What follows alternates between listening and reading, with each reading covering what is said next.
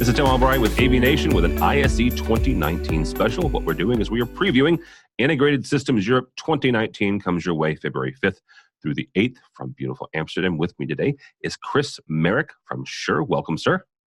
Yes, hi there. How are you doing, Tim? Doing well. I'm doing well. We'll see you in about 2 or 3 weeks. You guys are in Hall 3B, as in boy, 110, Hall 3B, 110. Shure has made quite a few waves the last couple of years with some significant announcements at ISE. So when we're coming through Hall 3 and we come into the Shure booth, what are we going to find? Well, hopefully you won't miss us because this year we're rolling out the new look and feel for Shure's brand. Some of you may have already seen that being showcased on social media and websites and so on. So that's, shall we say, the fun part of what people will see. We're taking a slightly different approach at ISE this year. Last year was my first one with Shure. It was a great experience. But we did take, I would say, a very product-oriented approach. So if you knew what you were looking for, you could come on board and find the right person, and you get obviously all the information and a great experience for demonstration, understanding the products. But what we're trying to do this year is take a slightly different approach and actually give people something more of an experience.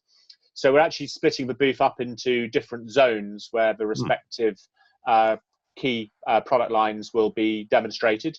And those will be demonstrated in a kind of context in not only what do they do, but actually what problems do they solve, the sorts of applications people might like to uncover or solve with them.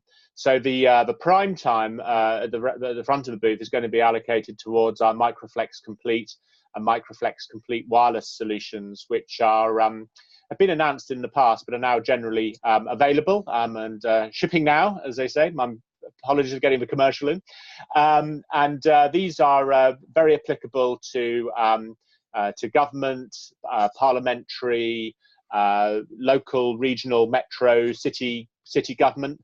They're also got lots of attractions for people in education and boardroom scenarios as well. But principally, we're going to have an experience where if you were somebody coming from a government organization, how you would actually use and deploy these things. Now, of course, a lot of people coming to ISE are our channel partners, resellers, distributors, and of course, it's about helping them with how do they position those and win good business in those markets. So that's kind of like the prime time slot at the front of the booth.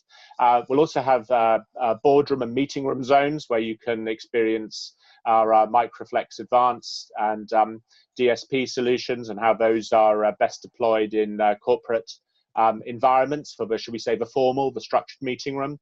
And then another new area is a huddle room area where we're showing how our products work with hard and soft codec solutions from third parties. So if you've just got an ad hoc room with maybe a table in it and no dedicated AV, what can you have from Shure, which is actually going to help people have more productive meetings in there? Or alternatively, if you've got a fixed system from somebody like Cisco, how can you enhance the audio using Shure products?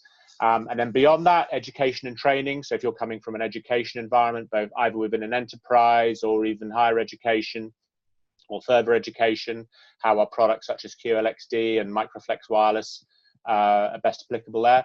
And then even more than that, we're also bringing in our pro audio friends as well, because ISE is, in addition to integrated systems, is also a very important environment for people from the broadcast and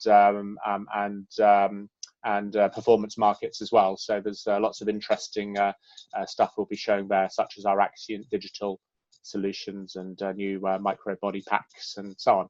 And then, of course, there will be the traditional product islands where people can spend as much time as they want having discussions with product managers, experiencing the software, experiencing the full portfolio of Shure. And of course, there will be the usual opportunities to meet and greet and have a cup of coffee and maybe even a beer at appropriate times of day on the booth as well. So it's quite a production, needless to say. And I've been living this for the last few months, so I can talk for hours about it. So far away, any further questions? I want to focus a little bit on the zones you mentioned and the fact that you're actually kind of creating a space for the integrators, for the channel partners to come in and learning and get educated on how actually they can design with Shure. Is that kind of the idea here? Is that they can actually see this and feel it and touch it?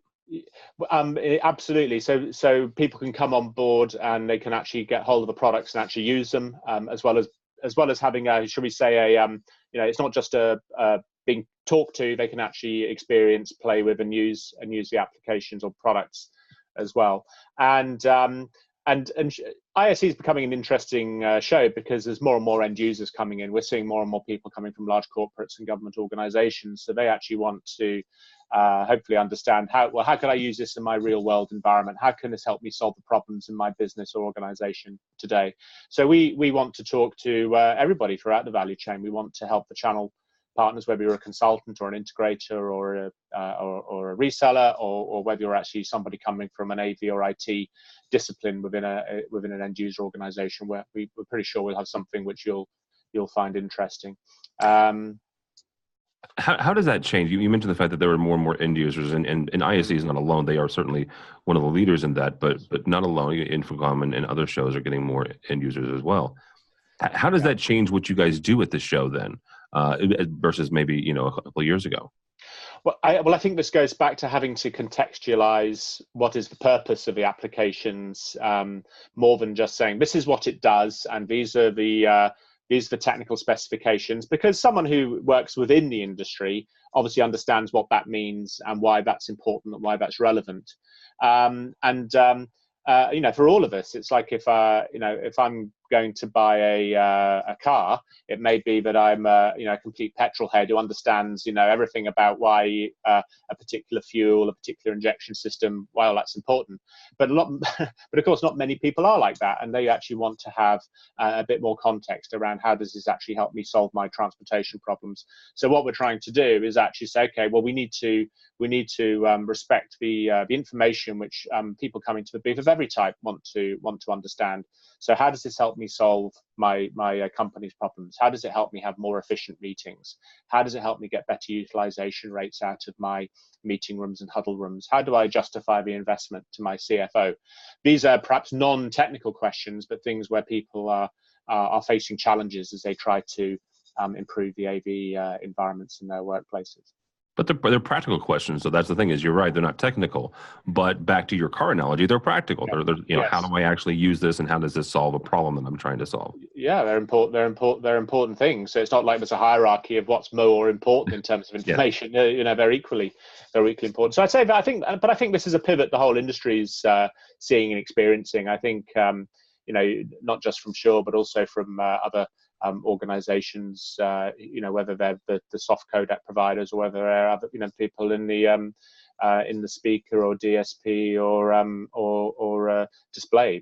Everyone's trying to sort of say, how do we actually help the overall market understand where things are going? So I'm not claiming there's any original thinking on my part here. We're just trying to do the best we can to get the message out there and help people understand. Well, you certainly have the last couple of years. Again, if you're going to the show, Hall 3 B110. But Chris, you and I both know that not everybody in the AV industry is going to go to the show. So if they're not going, how do they follow along with everything that Shure is going to be showing? Okay. Absolutely. Well, hopefully we've upped our online game as well in this. So we've got the Shure.com website, and if you prefer to engage in non-English languages, we've also got all our local language variants as well, which you can navigate through to from Shure.com, and of course the social media. We have a couple of Twitter handles to follow at Shure, and also very specifically on integrated systems at Shure Systems, and obviously they're linked to each other. So we'll be pushing out plenty of content, plenty of video, and lots of updates on that as well. And of course, our friends in the media hopefully will be helping find some interesting things to talk about too. So look out for us. I'm certain that we will. We get to hang out with you guys the first couple of days of the show, and we'll be posting here, and other media folks will as well. So, Chris Merrick from Shure, thank you so much, sir. Appreciate it. Again, thank you. If you're going to the show, Hall 3, B as in boy, 110. For us, for AVNation, you can follow along as we also head to ISE 2019, February 5th through the 8th. You can find out all the information and all the videos that we're showing, including our interview with Shure at the show at avnation.tv. That's avnation.tv.